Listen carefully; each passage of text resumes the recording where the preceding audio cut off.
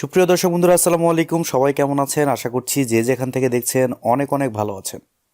দর্শক বন্ধুরা, দেশের বাজারে ইনফিনিক্স হট 12 এর সাকসেসর ইনফিনিক্স হট 20 এই ফোনটি লঞ্চ হয়েছে। আর দেশের বাজারে এই ফোনটি শুধুমাত্র একটি ভেরিয়েন্টে লঞ্চ হয়েছে, 4GB র্যাম 128GB রম, যার প্রাইস রাখা হয়েছে 14,999 টাকা বা 15,000 টাকা। আর 15,000 টাকা বাজেট সেগমেন্টে এই ফোনটি আসলে আমাদেরকে কি অফার করছে তা হচ্ছে, এই ফোনে থাকছে মিডিয়াটেক হিলিও G85 চিপসেট এবং ক্যামেরাতে থাকছে 50 মেগাপিক্সেলের ক্যামেরা। পাশাপাশি আরও থাকছে 90 হার্টসের রিফ্রেশ রেট যুক্ত একটি ডিসপ্লে। সো সবকিছু মিলে এই ফোনটি আসলে কেমন হবে? এরকম বাজেট সেগমেন্টে এই ফোনটি কি ভ্যালু ফর মানি হবে, না এর থেকেও কোনো বেটার অপশন থাকছে? এই সবগুলো বিষয় নিয়ে আজকের ভিডিওতে কথা বলবো। প্রথমে যদি এই ফোনটির ডিজাইন এবং বিল্ড কোয়ালিটি নিয়ে কথা বলি, তাহলে কিছুদিন আগে লঞ্চ হয় ইনফিনিক্স হট 20s। ওই ফোনটির ডিজাইনের সাথে এই ফোনটির ডিজাইন অনেকটাই মিলে যায়। ফোনটির ব্যাক সাইড এবং ফ্রেমে থাকছে প্লাস্টিক, আর ফ্রেম থাকছে একেবারেই ফ্ল্যাট। ফোনটির ব্যাক সাইডে থাকছে দুইটি ক্যামেরা এবং একেবারে নিচের দিকে থাকছে ইনফিনিক্সের ব্র্যান্ডিং। ব্যাক সাইডে ব্যবহার করা হয়েছে গ্লসি ফিনিশিং, এর কারণে ব্যাক সাইড থেকেই ফোনটিকে দেখতে সুন্দর লাগছে। এই ফোনটির থিকনেস করা হয়েছে 8.3 মিলিমিটার এবং ওজন করা হয়েছে 198 গ্রাম। এর কারণে লং টাইম এই ফোনটি আপনারা এক হাতে খুব ভালোভাবে ব্যবহার করতে পারবেন।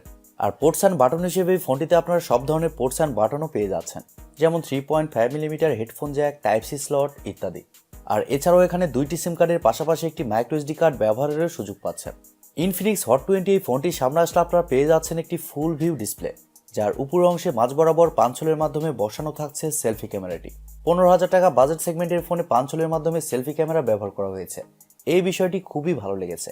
আর এই ফোনে ব্যবহার করা হয়েছে সাইড মাউন্টেন ফিঙ্গারপ্রিন্ট সেন্সর, যা যথেষ্ট ফাস্ট এবং অ্যাকুরেট বলে জানতে পেরেছি। দেশের বাজারে এই ফোনটি আপনারা তিনটি কালার ভেরিয়েন্টে পেয়ে যাবেন, একটি হচ্ছে ব্ল্যাক এবং আরেকটি হচ্ছে হোয়াইট এবং সবশেষে থাকছে ব্লু। সো ওভারঅল সবকিছু মিলে এই ফোনটির ডিজাইন এবং বিল্ড কোয়ালিটি আপনাদের কাছে কেমন লেগেছে কমেন্ট করে আপনাদের মূল্যবান মতামত অবশ্যই জানাবেন। আর পার্সোনালি আমার কাছে ওই ফোনটির ডিজাইন যথেষ্ট ভালো লেগেছে। ডিসপ্লে নিয়ে কথা বলতে গেলে এই ফোনে থাকছে 6.82 ইঞ্চির একটি IPS LCD প্যানেল, একেবারে বিশাল ডিসপ্লে। তবে এই ডিসপ্লেটি হচ্ছে এইচডি প্লাসের একটি ডিসপ্লে, যার রেজুলেশন হিসেবে থাকছে 720x1640 পিক্সেল এবং আরও থাকছে 263 ppi ডেন্সিটি। আর মজার ব্যাপার হচ্ছে এই ডিসপ্লেতে ব্যবহার করা হয়েছে 90 হার্টসের রিফ্রেশ রেট, এর কারণে ডিসপ্লে টাচ রেসপন্স যথেষ্ট ভালো হবে। তবে ইনফিনিক্স এখানে শুধুমাত্র এইচডি প্লাসের ডিসপ্লে প্রোভাইড করেছে, যা এই মুহূর্তে 15,000 টাকা বাজেট সেগমেন্টে ঠিকই আছে। তবে আমরা অবশ্যই ইনফিনিক্সের কাছ থেকে ভালো কিছু আশা করি। ইনফিনিক্স যেহেতু লো বাজেটে ভালো কিছু প্রোভাইড করে, সেক্ষেত্রে এখানে ফুল এইচডি প্লাসের ডিসপ্লে দিলে কিন্তু ক্ষতি ছিল না, দারুণ হতো। এইচডি প্লাসের ডিসপ্লে হওয়ার কারণে ডিসপ্লেতে যে কোনো কন্টেন্ট প্লে করলে শার্পনেসের ঘাটতি কিছুটা অবশ্যই ফিল করবেন। আর আউটডোরে যখন এই ফোনটি আপনারা ব্যবহার করবেন, তখন ডিসপ্লেতেও ব্রাইটনেসের ঘাটতি কিছুটা ফিল করবেন, তবে একেবারে বেশি না।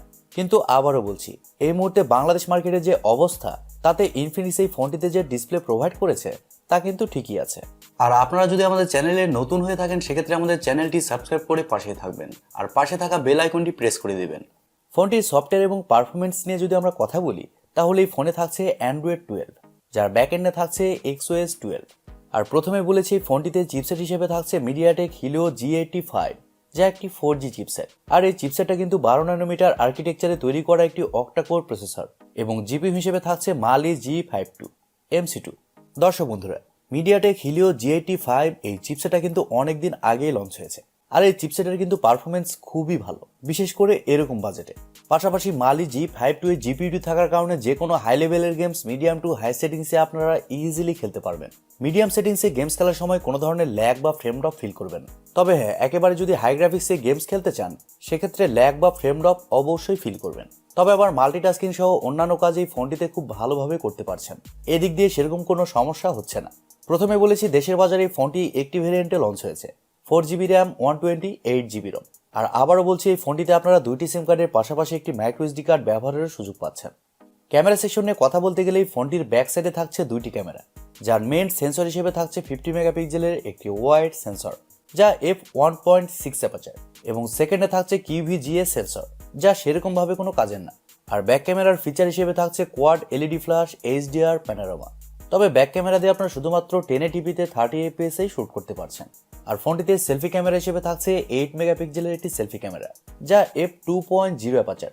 আর সেলফি ক্যামেরাতেও আপনারা ডুয়েল এলইডি ফ্ল্যাশের সাপোর্ট পেয়ে যাচ্ছেন, যার মাধ্যমে আপনারা লো লাইটেও খুব ভালো ভালো সেলফি উঠাতে পারবেন। আর সেলফি ক্যামেরা দিয়েও আপনারা শুধুমাত্র 1080pতে শ্যুট করতে পারছেন। ফোনটির আরেকটি ভালো ব্যাপার হচ্ছে ফোনে থাকছে স্টেরিও স্পিকার সিস্টেম।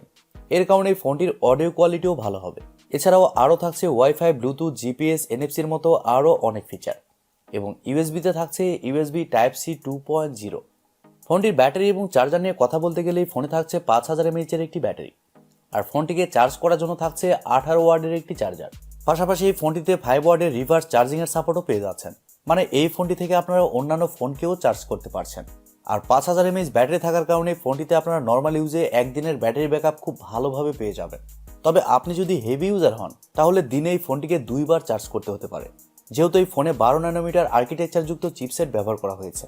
এবারে কথা হচ্ছে 15,000 টাকা বাজেট সেগমেন্টে এই ফোনটি আসলে কেমন হবে। দর্শক বন্ধুরা, ইনফিনিক্স 15,000 টাকা বাজেট সেগমেন্টে এই ফোনটিতে যা প্রোভাইড করছে তা কিন্তু খারাপ না। যেমন এই ফোনে থাকছে মিডিয়াটেক হিলিও G85 চিপসেট, পাশাপাশি ডিসপ্লেতে 90 হার্টজের রিফ্রেশ রেট এবং ওভারঅল ফোনটির ডিজাইনটাও ভালো। সবকিছু মিলিয়ে আমার মনে হয় আপনারা যদি 15,000 টাকা বাজেট সেগমেন্টে একটি অফিসিয়াল ফোন নিতে চান সেক্ষেত্রে এই ফোনটির দিকে আপনারা যেতে পারেন। তবে আপনারা যদি এরকম বাজেট সেগমেন্টে একটি আনঅফিসিয়াল ফোন নিতে চান সেক্ষেত্রে আপনারা রিয়েলমি নার্জো 50 ওই ফোনটির দিকেও যেতে পারেন। প্রিয় দর্শক বন্ধুরা, এই ছিল আজকের ভিডিওটি আপনাদের কাছে কেমন লেগেছে কমেন্ট করে অবশ্যই জানাবেন। আর ভিডিওটি যদি সত্যিই ভালো লেগে থাকে তাহলে টিভি টেক টিউব চ্যানেলটি সাবস্ক্রাইব করবেন এবং ভিডিওতে একটি লাইক দিবেন। আজকের মতো এই পর্যন্তই, দেখা হবে কালকের ভিডিওতে। সবাই অনেক অনেক ভালো থাকবেন এবং সুস্থ থাকবেন। খোদা হাফেজ, টাটা।